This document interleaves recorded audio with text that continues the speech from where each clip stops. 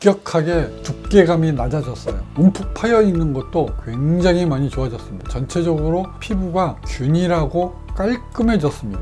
이렇게 피놀셀 치료는 조금씩 좋아지게 하여서 결국에는 엄청나게 많이 좋아지는 결과를 내고 있습니다.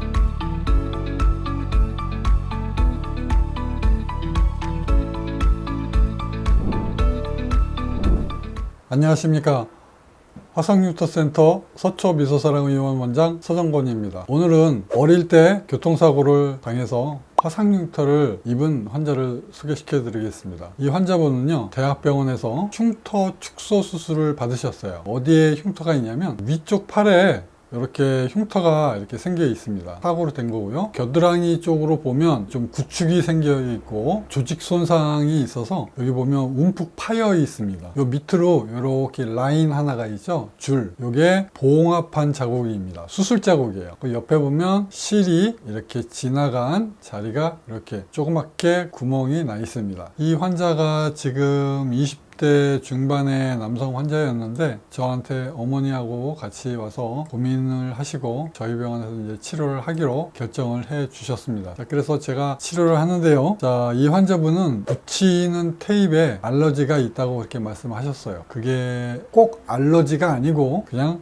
접촉 피부염의 일종일 수가 있어서 그때마다 상황에 따라서 접촉 피부염이 생길 수 있고 안 생길 수도 있습니다. 오늘이 바로 그런 케이스입니다. 그래서 제가 첫 번째 조심스럽게 했고요. 그 다음에 레이저 강도는 좀 세게 했습니다. 그리고 하해놓고 나서 이제 바셀린 드레싱을 해서 이제 덮게 했고요. 테이프 알러지가 있다고 했기 때문에 듀오덤 하기 전에 바셀린 드레싱을 해놓고 테이프로 붙여야 되잖아요. 저희 병원에서 이제 픽스몰이라고 하는 것을 붙이는데, 자, 요게 이제 알러지가 생길 수가 있어서 환자가 반응하기 전에는 정확하게 어떤지 모르니까 조심스럽게 이제 대책을 강구하고 붙여봤습니다. 근데 접촉 피부염이 생기지 않았습니다. 그래서 이분은 알러지가 있었던 게 아니고 접촉 피부염이 있었던 걸로 생각이 됩니다. 그래서 두 번째는 듀오덤을 또 덮으라고 했습니다. 그래서 듀오덤까지 덮었는데 문제가 생기지 않았어요. 그래서 처음부터 끝까지 듀오덤을 충분히 덮도록 했습니다.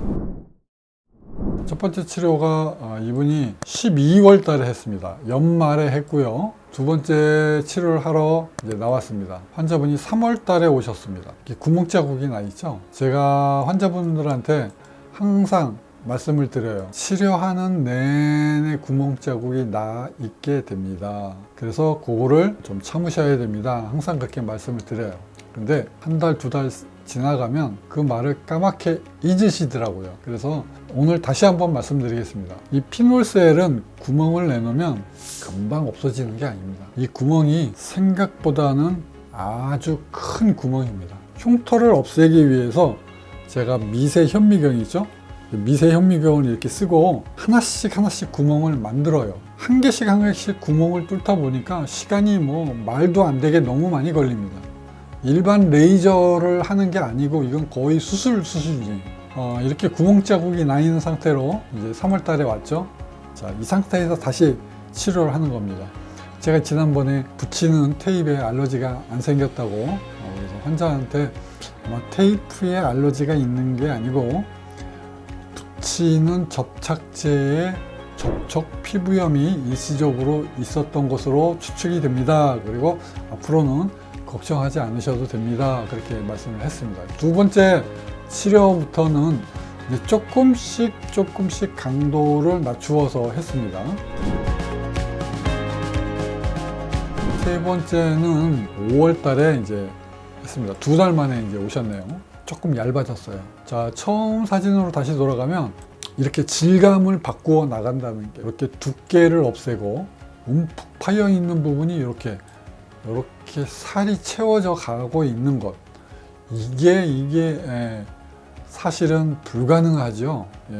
일반 치료 방법으로는 이게 거의 불가능합니다. 자, 그래서 세 번째 할 때부터 레이저 에너지가 대폭적으로 줄어들고요. 물론 접촉 피부염이 생기지 않았기 때문에 바셀린 드레싱하고 듀오덤을 아주 충분히 제가 덮도록 했습니다. 듀오덤을 충분히 덮을 수 있으면 어떤 이점이 있냐면 피부 재생을 잘 할 수 있는 것입니다.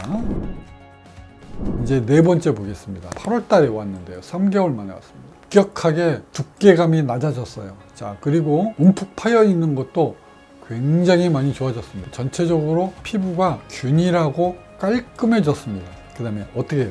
좀 얇아졌다고 느끼시죠?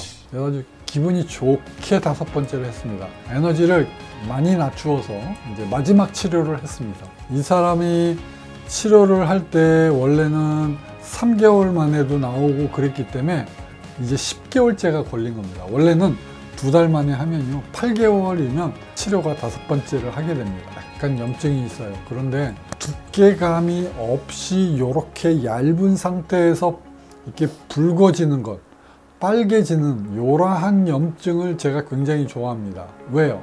이러한 염증은 재생이 유도가 되면서 정상 피부와 비슷하게 될 가능성이 농후하다.